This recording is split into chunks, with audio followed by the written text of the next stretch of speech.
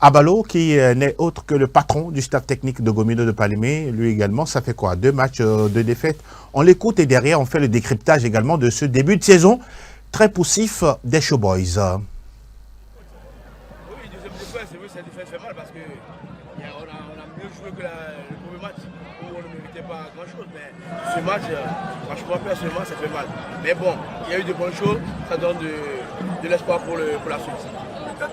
Qu'est-ce qui n'a pas marché dans ce jeu? Ce qui n'a pas marché, c'est qu'on a un manque de réussite, c'est tout. Hein. Que ce soit sur le plan défensif ou bien sur le plan offensif, il y a eu un manque de réussite. Et je crois que c'est une équipe jeune aussi, c'est une équipe qu'on vient de mettre en place. Il faut encore des réglages et je suis confiant sur ce que j'ai vu, qu'avec un peu de compte et de rigueur, ça peut aller. Certainement, la défense, c'est une attention. Oui, il reconnaît comme quoi ce n'est qu'un début. Il y a certaines choses qui n'ont pas été au point. 2 matchs, 2 défaites pour Gomido de Palimé. Surprenant ou bien pour vous, il y a quelque chose qui ne commence pas bien déjà dans ce début de saison pour cette équipe de Gomido? Très surprenant parce que je vous le disais tout à l'heure, la saison dernière, Gomido était 4e derrière l'AS Auquier et dire que vous aviez fini dans les 5 premiers la saison dernière et que en début de saison, vous faites 2 matchs et 2 défaites, c'est que vraiment il y a quelque chose qui cloche pas. Et que, comme le dit Abalo Dossé, il va falloir rapidement rebondir dès la 3e journée. Parce qu'il faut rappeler que nous sommes dans un championnat à 14. Oui. Et quand vous ratez des points, ça risque de vous être préjudiciable vers la suite. Donc, attention à cette équipe de Gomido qui commence très mal cette compétition. Comment vous comprenez, vous expliquez tout ça? Oui, c'est une équipe aujourd'hui qui n'a pas su garder la même ossature. Il y a eu des départs. L'exemple avec Thierry Corinta qui était ce défenseur qui a tenu avec Abalo Dossé. Aujourd'hui, il est de l'autre côté de l'entendeur. Il y a eu également 2 joueurs qui ont quitté. Donc, quand on prend l'équipe, il y a quand même de l'expérience. J'ai pas vu tout de suite des jeunes en tant que tels, mais des joueurs expérimentés qui peuvent à tout moment rebondir avec la victoire. Mais ça commence très mal pour les Showboys de Palimé. C'est tout de suite la flamme qui brûle pas trop avec le feu. Il n'y a pas assez de bois dans le feu. C'est des OBB pour l'instant où c'est éteint. Oui, pour l'instant. Mais on a un entraîneur qui est très expérimenté, qui connaît quand même ces situations avec un staff où aujourd'hui on a des dirigeants qui s'y connaissent à la matière, où tout de suite il faut chercher à quand même combler les trous. C'est tout de suite chercher un attaquant parce qu'on a vu une équipe la fois dernière qui défensivement. Il n'y avait pas un baroudeur devant. Pas du tout. Il manquait également ce milieu de terrain pour pouvoir alimenter l'attaque. La défense qui ne se comprenait pas du tout, avec tout de suite le gardien qui était blessé. Totalement. Et souffle du coup. C'est un moment difficile que traversent ces joueurs de Gomido. J'ai dit tout à l'heure. Doit-on s'inquiéter déjà? On doit s'inquiéter. On est à 14 équipes dans un championnat où ça va aller très vite. On perd des points. C'est très compromettant pour la suite, mais je crois qu'on a un entraîneur qui peut à tout moment basculer les choses. Redresser la barre. On rappelle que la première journée, ils ont perdu à la maison face à Unisport et là, en déplacement, face à l'Entente de Lomé. Vous inquiétez déjà pour Gomido ou bien, bon, ils vont se rattraper et être dans les rangs? On espère qu'ils vont se rattraper. Et comme vient de le dire Serrault, il manque vraiment un joueur au milieu du terrain qui puisse envoyer de. Vous aussi, vous avez vu le jeu de Gomido la dernière fois. Tout à fait. Il manque un vrai milieu de terrain pour pouvoir garder le ballon et savoir quand il faut le lâcher. C'est vrai, on peut peut-être l'expliquer par le fait qu'il y a un certain Souleymane Ouro Gafo qui a rejoint la sélection qui n'est pas là. Mais une seule Hirondelle ne fait pas le printemps. Il va falloir vraiment trouver d'autres pièces de rechange. Ce dernier peut se blesser. Tout à fait. Si on doit commencer par dire que parce qu'il y a un seul joueur, on n'arrive pas à jouer, c'est pas bon signe. Mais Abalo Dossé, il reste l'un des anciens de ce championnat. Il sait par où il doit tenir les choses pour que ça puisse marcher. Donc, il a du pain sur la planche. En tout cas, on attend de voir exactement la prochaine sortie de Gomido à partir du 29 prochain. Après, justement, la fenêtre internationale, guillemets, entre les APRIM et les APRIM, bien sûr, du Togo et ceux du Niger. Mais bien avant, on va continuer de parler de la D1 nationale de football et de parler également de l'AC Barracuda, cette équipe, désormais coachée par Wadjalantam. 2 matchs, 2 défaites également. Le poisson carnivore a du mal à respirer. Oui, pour l'instant, c'est pas encore des dents très carrées pour l'AC Barracuda avec un nouvel entraîneur Wadjalantam qui n'a pas eu trop de temps pour pouvoir préparer, pour finir les préparatifs. On va mettre ça sur le coup de de la préparation qui n'était pas forcément au niveau. Quand un nouvel entraîneur arrive, il faut tout de suite mettre sa tactique, son football en place. Sauf que il faut prendre du temps pour pouvoir mettre tout cela en place. Aujourd'hui, Wadi Alantam n'a pas eu trop de temps, mais on a quand même les mêmes joueurs qui sont là, même s'il y a eu quelques départs. C'est pratiquement les mêmes joueurs où il faut aujourd'hui trouver l'ossature. Ça prend pas tout de suite, ça met du temps. Donc de revers, c'est quand même pas bon signe pour Wadi Alantam et la Barracuda, mais on vient de commencer. Il faut prendre les matchs un à un où il faut répondre également. Donc c'est une équipe qui manque d'attaquants, ça a été toujours le véritable problème. On va dire Kakpo, c'est pas un buteur fin. Ouais. La fois dernière, il a été blessé lors du premier match face à l'Entente-2. C'est un joueur que vous connaissez très bien. Hein. Oui, je le connais bien. Il rate énormément de buts, mais le véritable problème de nos équipes, il n'y a pas un joueur porteur dans une équipe qui porte l'équipe, qui arrive quand même à transcender les autres. Et il va falloir que les entraîneurs puissent travailler à ce niveau. Sur cet aspect aussi. C'est très important. On rappelle également que d'autres matchs ont été joués, notamment la victoire de l'AS Bina face à l'AS Sauterre 3-1, avec également cette victoire à domicile de l'Unisport 2-1 face à Tambo. On a parlé tout à l'heure du match Entente de Gomido et puis le 1 but partout entre l'Étoile Filante et Espoir FC du Zio. Voilà pour la première division de football qui va faire pause ce week-end pour laisser place aux éliminatoires du CHAN. Justement, le CHAN, on en parle. On va faire immersion dans le nid des éperviers avec la rubrique Écho des éperviers et on en parle tout de suite.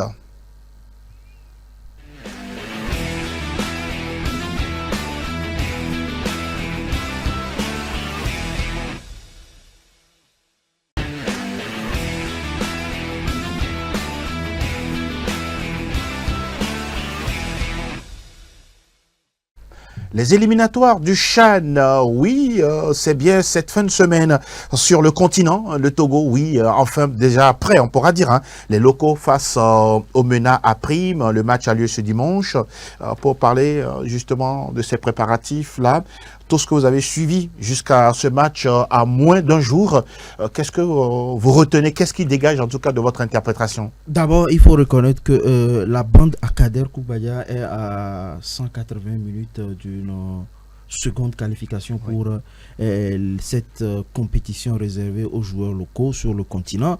Et maintenant, on a eu droit à 2 stages et récemment, les joueurs ont regagné le campement. On a eu un match amical avec cette sélection ghanéenne où le Togo a été battu. C'est vrai que Kader, le premier responsable de cette équipe, nous disait que ce n'est pas véritablement le résultat qui est important, mais c'est le contenu. Il a vu ce qu'il voulait et on espère que ce qu'il voulait permettra à cette équipe-là d'aller chercher d'abord cette première victoire ici à Kégué, une victoire avec certainement beaucoup de buts et il faut éviter d'encaisser ici à Lomé parce que cette équipe du Niger là est très joueuse. C'est pratiquement la même équipe qui joue avec les seniors, c'est-à-dire l'équipe nationale A. Donc il va falloir extrêmement faire attention parce que ça sera vraiment du lourd. Le Togo doit retrousser les manches. C'est vrai, dans le nid des éperviers, on a de la qualité, mais c'est le collectif qui tarde toujours à se mettre en place. On n'a pas toujours ce joueur-là qui puisse porter toute l'équipe, mais on espère qu'ils feront l'essentiel, ils travailleront les uns pour les autres pour aller chercher cette première victoire-là dans 48 heures au stade de Kégué. Oui, ce sera au stade de Kégué et Tchébi Tengue, au vu et au su de tout ce qui a été fait à Agbodrafo, au stade de Kégué et tout. Pour vous, oui, il y a des éléments à prendre en compte quand on parle de préparation. Les éperviers sont prêts, visiblement, pour vous? Oui, j'ai eu quand même l'habitude de dire ici qu'il faut pas tout de suite se contenter des stages. Il faut juste faire un match amical pour pouvoir retrouver tout ce qui a été fait, mis en place. Et voilà, face au Ghana, ça a été un revers. Où Koubadia, au sortir bien sûr de ce match amical, a insisté sur l'impact physique qui n'a pas été au rendez-vous de notre sélection. Cela va sans dire que voilà, quand vous prenez cette équipe du MENA du Niger, c'est des joueurs très athlétiques qui physiquement sont au top. Donc c'est d'abord la première différence décelée tout de suite par Koubadia qui tout de suite j'ai confiance qu'il va quand même essayer de chercher à combler ce vide là et que les joueurs également doivent savoir dans la tête que ça se joue sur ces 2 matchs. leur avenir en fait. Quand vous jouez le CHAN, c'est d'abord une vitrine, une occasion, une opportunité de trouver un club ailleurs. On l'a vu tout récemment avec la première participation avec Abalo Dossé où juste après les joueurs ont retrouvé des contrats. Donc sur ces derniers temps avec les éperviers locaux, moi j'ai confiance parce que d'abord il faut faire la différence, comme on l'a dit tout à l'heure Aziz, on doit se méfier bien sûr de cette équipe de Bénin, mais n'empêche qu'on puisse également tout de suite faire douter cette équipe. Faire douter cette équipe, c'est chercher à marquer dans le premier quart d'heure. Et quand vous marquez dans le premier quart d'heure, ça donne la confiance totale. Heureusement qu'ils ont compris, nos dirigeants, qu'il faut laisser l'entrée gratuite pour tout le monde. On va en parler tout à l'heure. C'est quand même une bonne chose de retrouver une équipe aujourd'hui, d'abord à domicile. Oui. Moi, j'aurais aimé que le Togo retrouve le match retour à Lomé, mais bon, ça dépend de la CAF également, où l'arbitrage a été dit, on ne veut pas, mais on ne va pas aller à ce niveau. J'ai confiance. On va se concentrer. Qu'on aura une équipe très au top pour aller chercher cette équipe du Bénin. Une équipe au top, ça peut faire le titre d'un journal. Ah oui. Et nous, on va aller écouter une série d'interviews. D'abord, la toute première avec bien sûr un joueur de la sélection A'. Pour lui, tout est fait prêt. On reste concentré. On veut aller gagner pour le public sportif togolais tout de suite.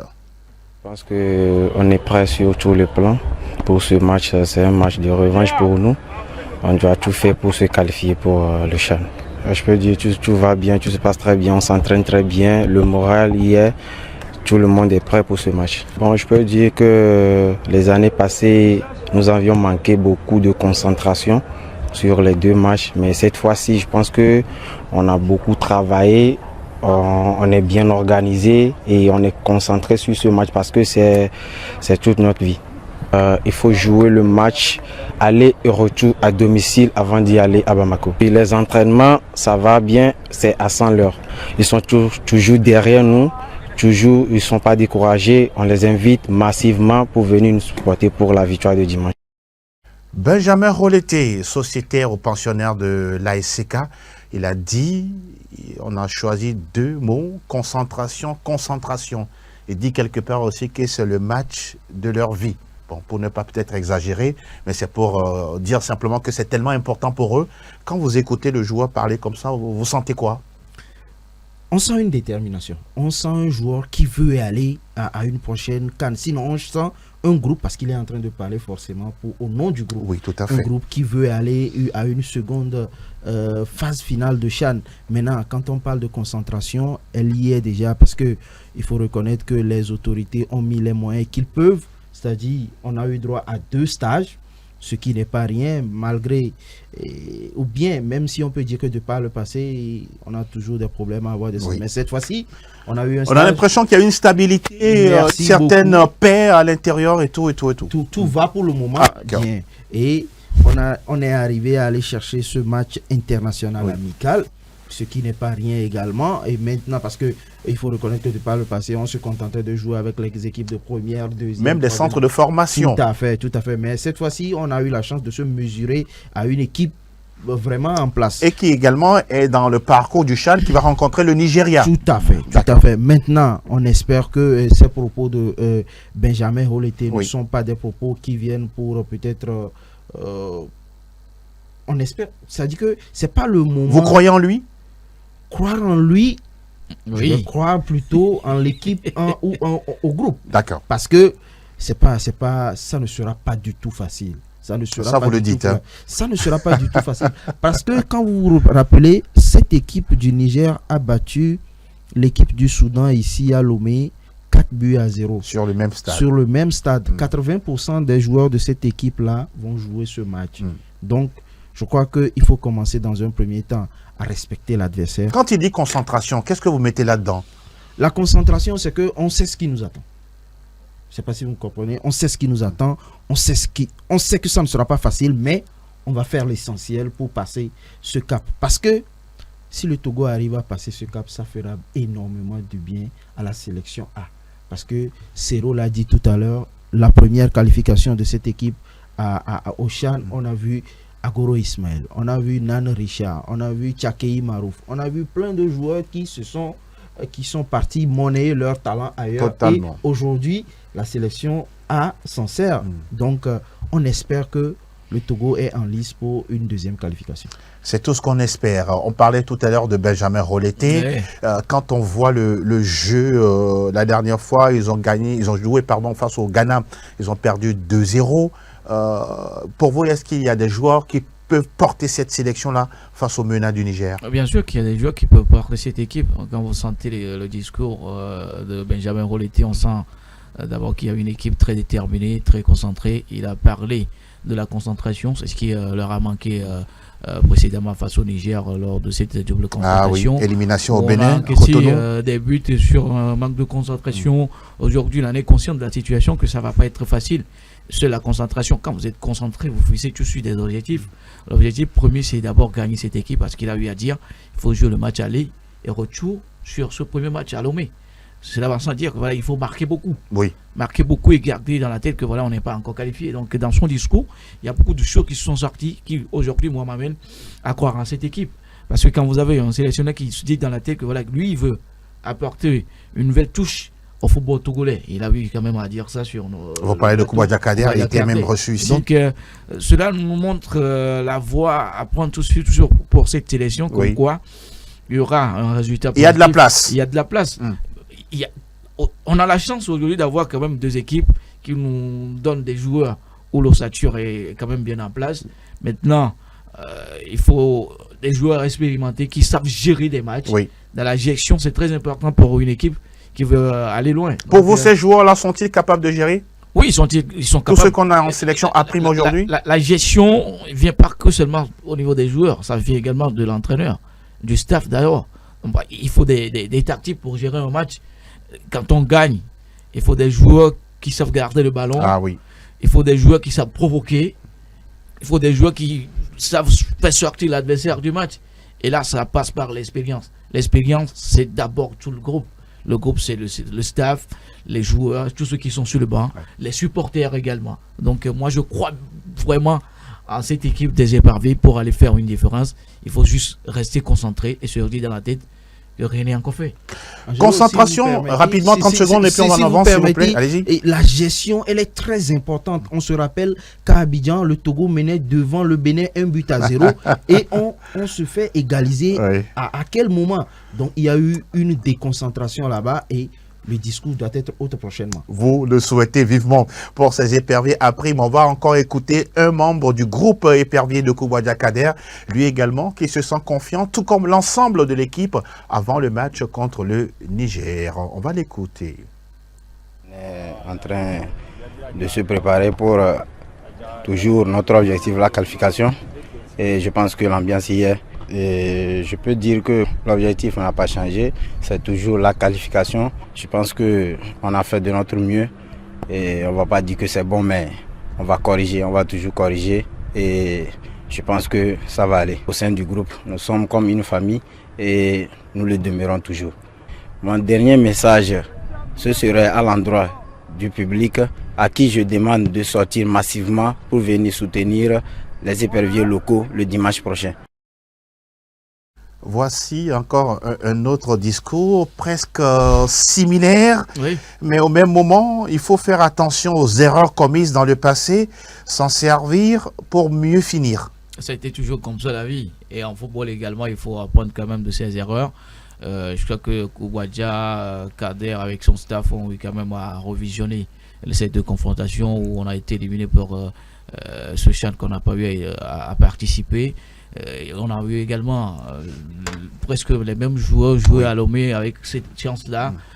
Aujourd'hui, on peut à peu près dire, entre guillemets, qu'on connaît un peu cette équipe du Niger. Et il ne doit pas avoir peur de cette équipe, n'est-ce pas? Il doit avoir peur. Quand vous prenez tout à l'heure l'intervention du joueur, oui, Tchangade Raoufou. Il a quand même mis un accent particulier sur un aspect qui aujourd'hui est très important pour l'équipe togolaise, la présence des supporters. Sauf que voilà, c'est un match qui est programmé avec un événement également au Misport. Bon, ça, on ne va pas en parler, restons sur le football. Oui, mais ce qui ne nous arrange pas trop. Bon, il y a quand même des passionnés du foot qui peuvent aller. Ils vont venir. Ils vont venir. Oui. C'est très important de se sentir soutenu. D'accord. C'est pour cela, les joueurs, quand ils ont les supporters derrière, dans la tête, ils se sont dit, il y a le peuple derrière. Il ne faut pas aujourd'hui faire chuter ce peuple-là et ils se donnent à fond. Nous autres, en tant que supporters, ils doivent se donner à fond. Ils doivent se donner à fond. Quand vous prenez Roleté, c'est leur avenir qui se joue. C'est leur vie qui se joue sur ces 2 matchs-là. Donc, en tant que joueur, dans la tête, peu importe le comportement des supporters sur la pelouse, il faut se donner à fond du début jusqu'à la fin. C'est un match à prendre avec beaucoup plus de sérieux. C'est là où il fait appel à la concentration du début jusqu'à la fin. Marquer. C'est tout de suite le discours qui doit passer dans la tête. Donc, il a eu également affaire par d'une famille. Quand on est en famille, quand quelqu'un ne joue pas bien, il faut tout de suite lui dire, il faut te réveiller. Donc, pour moi, c'est tout à fait la stabilité au niveau de cette équipe-là où elle aura besoin de ses supporters, mais pas des spectateurs, mais des supporters qui sont là et qui les acclament du début jusqu'à la fin. Ce match, on le disait tantôt, ce sont des joueurs de l'ASCO, de l'ASCK. On peut prendre Denis Abalo, Amekou Didodi, Klupo Kokou, Urobodi Arissou, ou encore Bodé Sabour, Soumano Fadil, Benjamin Roleté, Samar Halimou. Tous, on les connaît. Ils ont, pour vous, quelle doit être leur mission sur ce match contre le Niger en matière de jeu et de mentalité? D'abord, ils ont un avantage. L'avantage, c'est que l'avantage de l'équipe togolaise, c'est que 80% sinon 90% de cette équipe-là est constituée des joueurs de l'ASCO et de l'ASCK. Et donc, ce qui veut dire qu'il y a un groupe qui est mis en place depuis longtemps. Des gens qui jouent en club et qui se retrouvent en sélection. On se rappelle que c'est ce qui a fait la force de cette équipe-là il y a quelques années. Exactement. Maintenant, au niveau des automatismes, c'est que on est sûr qu'on a des automatismes. Pour vous, on ne doit pas avoir de problème. Normalement, on ne doit pas avoir de problème.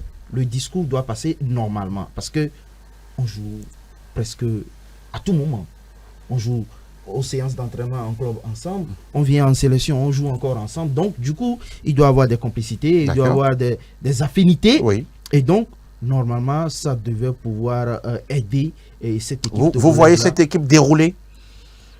Dérouler, je ne crois pas. Mais je sens une équipe qui peut aller gagner à Kégué le dimanche prochain parce que on voit dans le visage de tous les joueurs une envie.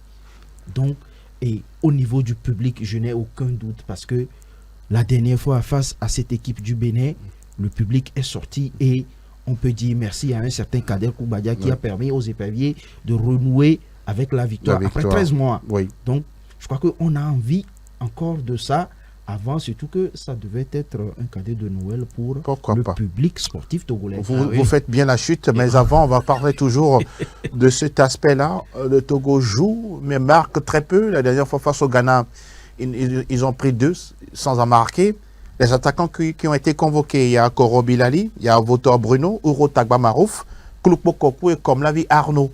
Voilà des joueurs qui normalement doivent s'illustrer face au MENA du Niger. Bien évidemment, quand on point cette équipe, vous venez tout de suite de citer ces attaquants qui ne sont pas des attaquants fins, des fins buteurs. À Koro et puis à Bruno qui ont marqué déjà en début de championnat. Oui, quand vous voulez qu'un attaquant marque, ça passe par la tactique mise en place. Il doit être beaucoup plus sollicité dans tous les compartiments.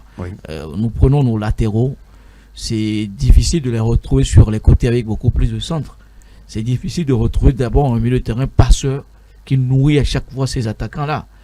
C'est là que je me réfère toujours à la tactique mise en place par le sélectionneur qui doit quand même permettre à ces attaquants-là d'être performants et efficaces. Vous voulez les voir plus offensifs? Plus offensifs, oui. Plus mordants. Plus mordants, ça dépend de toute l'équipe. De la défense, du milieu de terrain et dans l'attaque. De la même façon, on peut voir également une équipe qui recule et qui gère. Oui, un attaquant au complet, c'est un attaquant qui s'est décroché, qui s'est fait des appels en profondeur, qui s'est provoqué un défenseur, qui s'est provoqué des pénaltys. Donc ces joueurs, ces attaquants doivent savoir que voilà, à chaque fois qu'ils auront l'occasion d'avoir la place de titulaire, il faut se donner à fond, marquer des buts, c'est ce qu'on vous attend.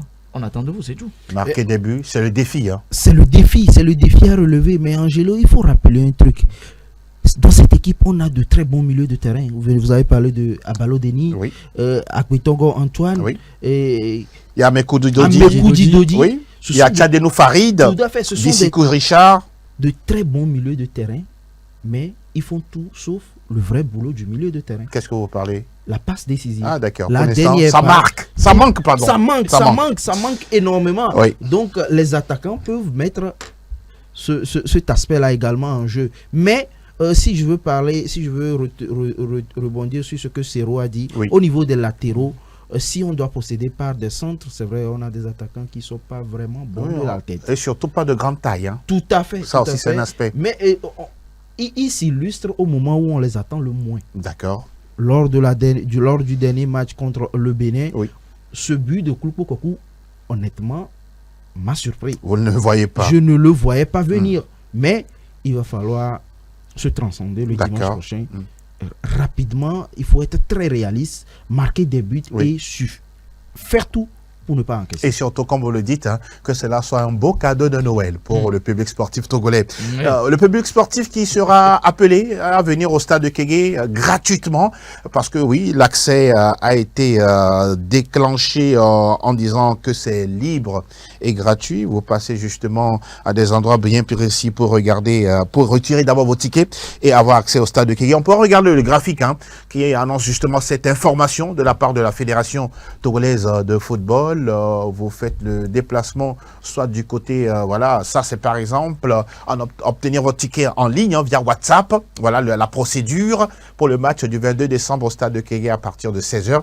Et puis également, entrée gratuite, un autre graphique qui annonce que vous pouvez passer par exemple au siège de la fédération, voilà, ou au niveau de la radio Sport FM pour récupérer justement ces tickets-là pour justement aller regarder ce match, le match qui a lieu dimanche à partir de 16h au stade de Kégué. Oui, il y a beaucoup déjà qui ont réservé, qui ont déjà fait le déplacement pour récupérer leur ticket pour aller voir ce match. Togo-Niger, version A', qualificatif bien sûr, ce match pour le prochain CHAN. On rappelle que la manche retour, c'est le 27, oui, du côté de Bamako au Mali. On aura le temps d'avoir tout ça, mais d'abord, dimanche est le plus important. Il faut que le Togo gagne pour pouvoir voilà, aller jouer en toute sérénité à Bamako et confirmer sa qualification pour le prochain CHAN.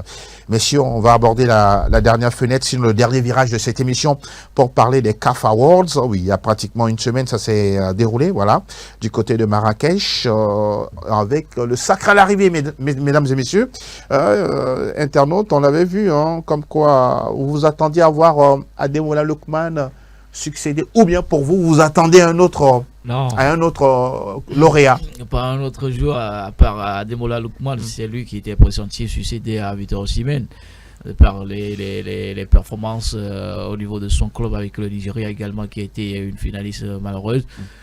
Bon, on ne peut que dire, voilà, avec son aura, tout ce qu'il dégage aujourd'hui au niveau des joueurs africains en Europe, il est quand même le joueur le plus en vue avec Serrault Guirassy. Pour moi, ça a été juste le bon choix pour Ademola, d'abord par ses statistiques. Il a remporté l'Europa League en plaçant 3 buts qu'un joueur africain l'a fait en finale. Donc c'est pas rien. Donc avec l'Atalanta Bergame aujourd'hui, avec Lookman Ademola, quand il n'est pas là, vous sentez en même temps que voilà, offensivement cette équipe a des difficultés. Donc jouer contre le Real Madrid, les malmenés, marquer un but, c'est pas donné à n'importe quel joueur africain. Donc pour moi tout ce qu'il dégage aujourd'hui comme aura par rapport à ses performances, je me dis c'est le choix idéal, où il n'y a pas eu de polémique, même si d'aucuns diront que voilà, c'est Serrault Guirassy qui aurait dû retrouver cela, son équipe nationale n'est pas qualifiée pour la CAN. Ça joue également en défaveur, où c'est pas un joueur qui est régulier, qui n'est pas beau à voir en tant que tel, mais il faut prendre quand même ces choses-là en compte. Il force le respect quand même. Il force le respect, c'est un bon attaquant aujourd'hui. Donc, voir Lookman Ademola, moi, j'ai pas été surpris, j'ai juste aimé le choix de la CAF. Votre ressenti par rapport à la consécration de Lookman? Rien à dire sur cette consécration. Le monsieur, il a été présent tout au long de la saison et il a été présent quand on l'attend. Dans les moments les plus difficiles, il a répondu présent. Vous venez de parler de ce triplé en finale de la Ligue Europa, c'est pas donné à n'importe qui. Exactement. Et là, on le voit ici avec le président de la CAF, Dr Patrice Motsepe, et puis Gianni Infantino, le patron de la FIFA. Il était également dans le classement Ballon d'Or. Ça aussi, il faut le reconnaître. Oui, c'est un aspect très important. Très important. Donc, logique qu'au niveau des CAF Awards, qu'il soit le premier devant un certain Serrault Guirassy qui a également fait de très bonnes choses, mais si nous voulons être justes envers nous-mêmes, je crois que le bon choix était Ademola Lookman et il vient s'ajouter à une longue liste de joueurs nigériens, je crois le 6e et le premier c'était Rachidi Yekini en 1993. Donc je crois que c'est logique qu'il puisse remporter ce trophée quand on se rappelle également qu'au cours de cette saison, face au Grand Real Madrid, il a été vraiment présent dans ce match. Ademola Lookman, oui, vous l'avez dit oui, avant de parler de notre nominé aspect. parmi les meilleurs au niveau du Ballon de France football. Oui. Bah, c'est une fierté de retrouver un joueur africain toujours dans le top. Et pourquoi ne pas le choisir en Afrique? Si on fait autre chose, bah, ça n'honore pas l'image du football africain. Donc, vivement qu'il puisse quand même retrouver ses prouesses d'antan. Oui. Quand je parle de prouesses, c'est d'abord faire une bonne saison avec l'Atalanta Bergame. Oui. Retrouve également un très bon club à l'image de ses performances. Exactement. Vous voulez qu'il trouve mieux que l'Atalanta? Oui, pourquoi pas? il est capable de jouer dans n'importe quel club au monde. Hein? Oui, il est capable aujourd'hui. Au Real, au Barça, au Bayern, à United, au Paris Saint-Germain. Il a le niveau. Voilà, il a le niveau. Messieurs, on va évoquer justement un autre aspect. L'année dernière, c'était Victor Osimhen, un Nigérian. Cette année, c'est encore un Nigérian. Est-ce à dire que c'est le Nigeria la plaque la plus forte du football actuellement sur le continent? Pas tout à fait. Quand on prend Mo Salah, même si la saison dernière il n'a pas été beaucoup plus impactant avec les restes de Liverpool, retrouver le Nigeria au sommet avec ces deux joueurs qui viennent de se suicider, on peut dire que c'est d'abord le football africain qui est au top. Le Nigeria aujourd'hui, c'est d'abord la formation à la base avec le football des jeunes, des moins de 17 ans, des moins de 20 ans, où on a une équipe où tout de suite on peut vous appeler ces noms-là. Donc, même chez les dames aussi. Même chez les dames, c'est un travail qui se fait. Si on retrouve le Nigeria à ce niveau avec ces joueurs qui retrouvent le ballon d'or, c'est pas de la magie, c'est le travail. Ademola n'a pas grandi au Nigeria, il a grandi beaucoup plus en Angleterre. En Angleterre, oui. Donc il a quand même fait son discours, qu'il vient de loin, qu'il n'attendait pas du tout être à ce niveau aujourd'hui. C'est parce qu'il a eu à travailler. Absolument. Donc le Nigeria sur le choix de l'Afrique, pas trop ça, mais... D'accord. Pour vous, c'est relatif. C'est relatif. On a le Maroc. On a l'Égypte, on a le Cameroun, le Sénégal qui n'est pas aussi mauvais. Mais on a juste retrouvé le meilleur. La Côte d'Ivoire. On a retrouvé le meilleur, juste, voilà. Oui, Aziz, votre analyse. En fait, dire que le Nigeria est la plaque tournante, je dirais non. Mais il y a un sérieux qui est là-bas. C'est pas une affirmation. Oui, Nous faisons une projection d'analyse. Tout à fait, mais c'est qu'il y a un travail sérieux qui est fait là-bas. Vous voyez, maintenant, il faut dire que au cours de ces 2 dernières années, le football africain a connu une ascension fulgurante.